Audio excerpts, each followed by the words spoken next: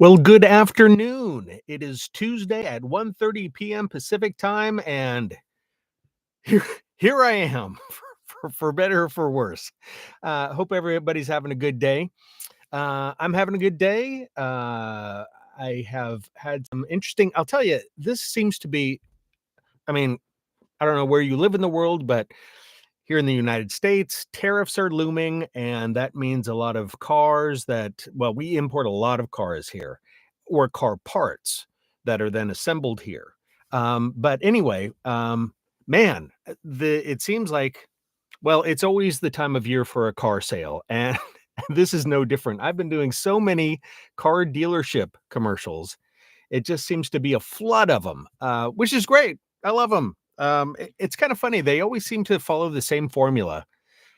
Uh, you know, I always kind of know what to expect. It's always probably a few too many words than I can comfortably fit into a 30-second spot or a 15-second spot. But in any case, 'tis the season for car sales. So hey, great, bring them on. I'll take them.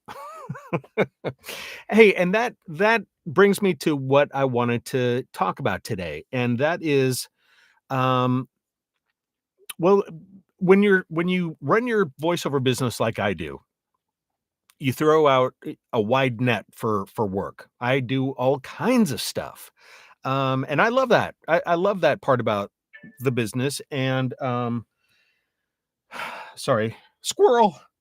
Um, and And so I never really know what I'm gonna do on a day-to-day basis. I mean, I have some idea, usually. Usually, if there's a bigger project coming, my the clients that give me that kind of work will tell me ahead of time, "Hey, Jan, I've got a big one coming up for you. Do you have time to get it done this week?" So, generally, I know what's going on from my regular clients when they've got a big one coming up, big e-learning project, something like that. But sometimes, I don't. So, I could be doing car commercials, like I said, or it could be a variety of things. Sometimes it's a big burst of telephone messaging. You never really know what's going to happen. And like I said, I love that about this. And also, you never really know for sure where some of your jobs will come from.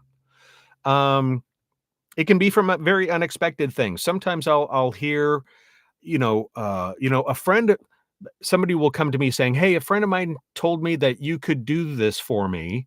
Um, would you be interested?"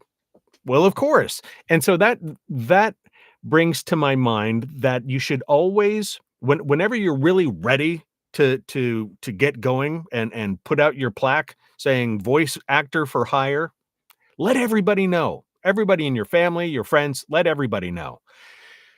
That might be different or it might be different than when you started putting your business together, um, because, not everybody's always gonna be supportive of a creative endeavor like this. Sometimes people are gonna, I don't know, have the wrong idea or think that you're wasting your time or whatever. But once you're up and running, once you are set, you are ready for the work to come, then yeah, tell everybody because, hey, a lot of work can come by word of mouth. Typically, it's from somebody who's worked with you in the past, and they share your name with somebody else, who then shares your name with somebody else, and this, that, and the other thing. It's wonderful how word can spread around, but things may not always start out that way. So, in the beginning, be open to everything that might come your way. For example, when I was studying, when I was going to classes, voiceover classes, my first ones, I was doing pretty well. This came naturally to me. It felt like home, and I guess that showed in class. And so the instructor also did some commercial production work, and she was doing something for um oh, what was it? Oh, I think it was for a retirement home or like a, oh, what's that chain in California? Mom's Place or something like that. Anyway, it's kind of like assisted living in a smaller type of environment. Um, and anyway, so the job was that they wanted my part was to play.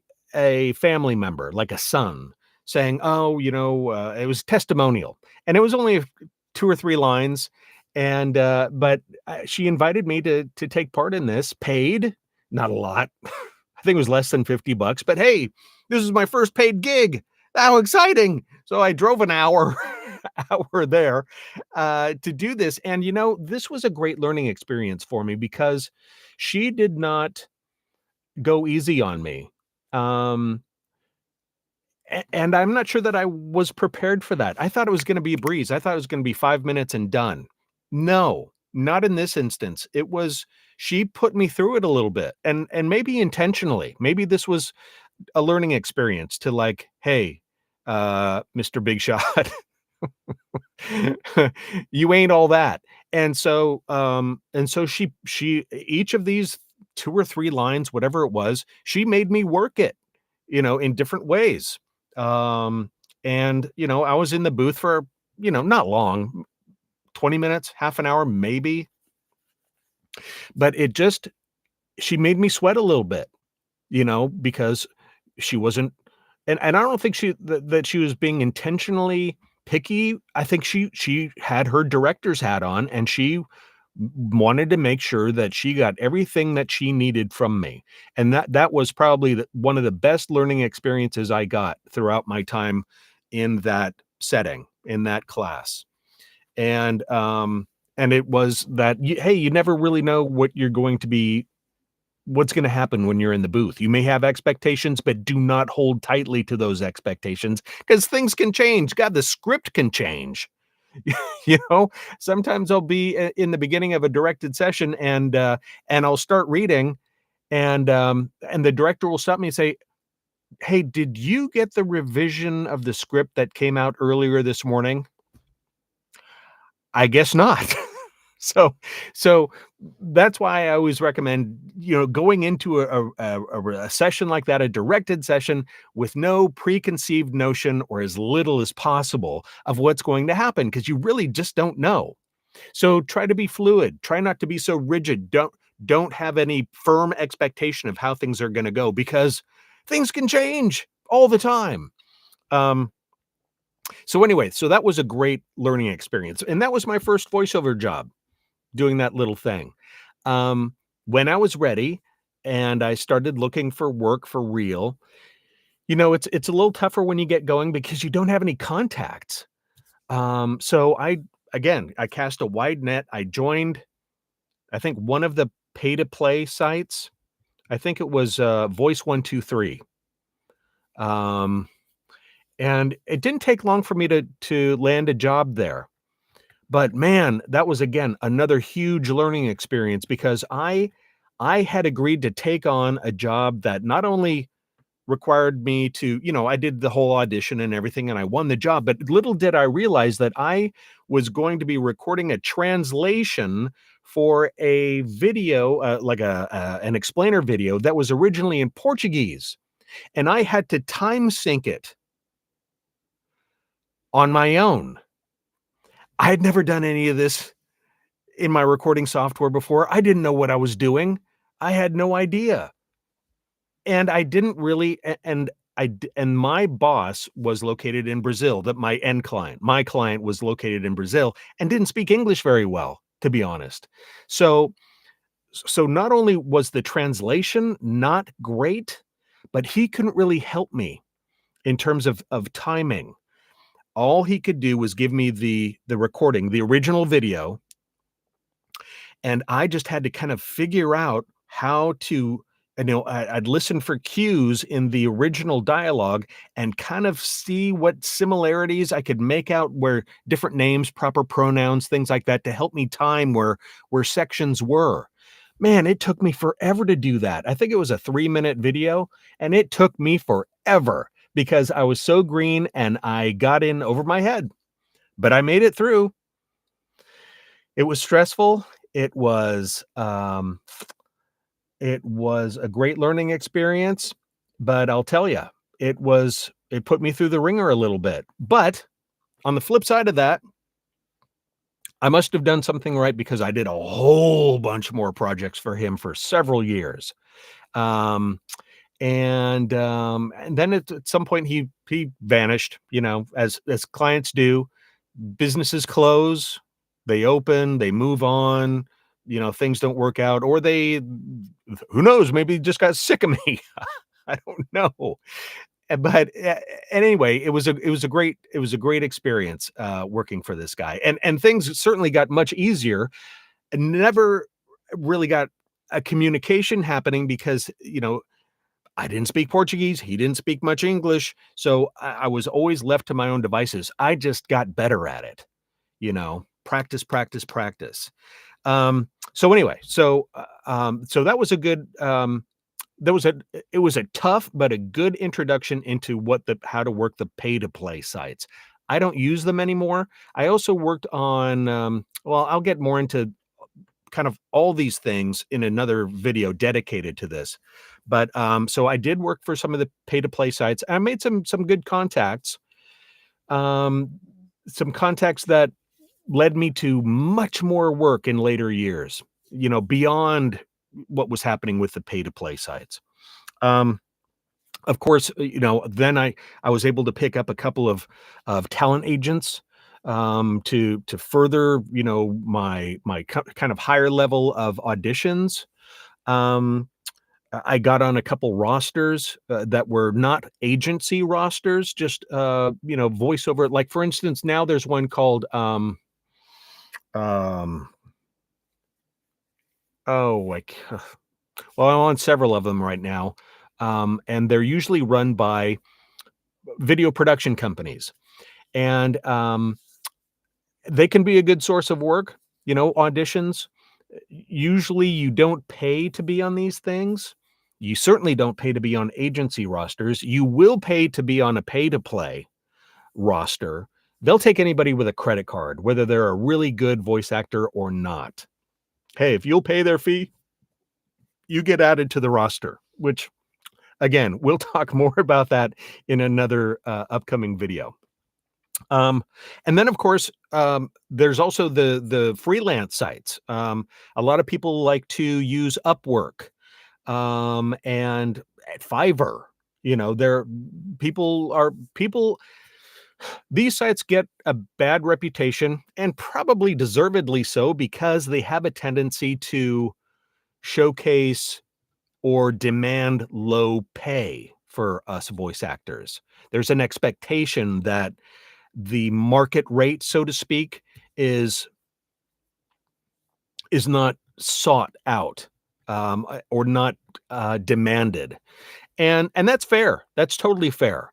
I've never worked really. I think I back in the early day, this before it was even Upwork. I think it was called something else, or maybe two merged into Upwork. Anyway, I used to look on those sites, and I didn't have a lot of luck there. I booked a couple things, but usually I wasn't interested in the type of work or the rates that were being paid. Fiverr, again, I'm not really interested in that, just because it seems like, although don't get me wrong, I know some voice actors that do very well on Fiverr. You're able to set your own rates. You don't have to work for $5 a spot, or whatever the implication is of Fiverr. Um, you set your own rates and you conduct your business however you want to. It's just another platform. Um, anyway, I kind of dabbled into it and just kind of fiddled around on the platform a little bit, but I never really promoted it or anything. I was just like, eh. And then, of course, direct marketing. That's the biggie. That's where you can really, target your marketing efforts. And I say targeting because at first, when I used a website called Mandy.com when I was first going, and I think it's gone through some changes since I was using it.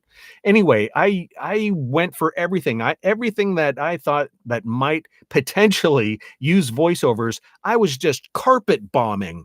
Every I sent out hundreds and hundreds of emails, hundreds and hundreds of cold calls.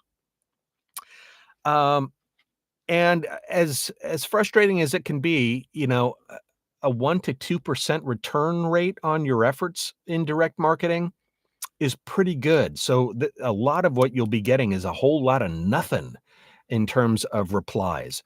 which is why, especially when you do it like I did, when you're just carpet bombing everything, you're just, you know, any email gets a any email address I could find would get a message from me. Whoop, you know, how annoying.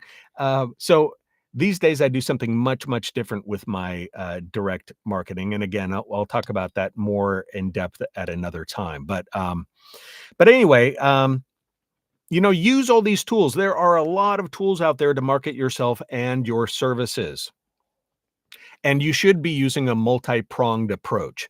But just be aware that be welcome to questions about what you're doing for your job these days, because you never know where your job is going to come from. You never know who's going to be inquiring.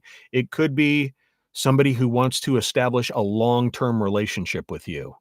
I had a client last year. It was a minor league baseball team, and I did a bunch of things for them last season. I think they decided to stop doing that particular form of promotion.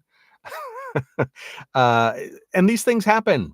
Clients come and go. You never know when one's gonna swoop in. You never know when they're gonna leave you. So you never that brings up another point. Never put all of your eggs in one basket, because clients come and go like the breeze. Okay? Anyway, there's nobody here with me on this one today, so I'll just make it quick and brief and short and sweet, and feel free to leave me any questions about anything you hear me chat about or more, and perhaps I'll see you on the next live stream, which I'm probably just going to have again next Tuesday at 1:30 p.m. Pacific time, right here on this YouTube channel. Anyway, thanks for watching, and hope you all take it easy. All right, take care.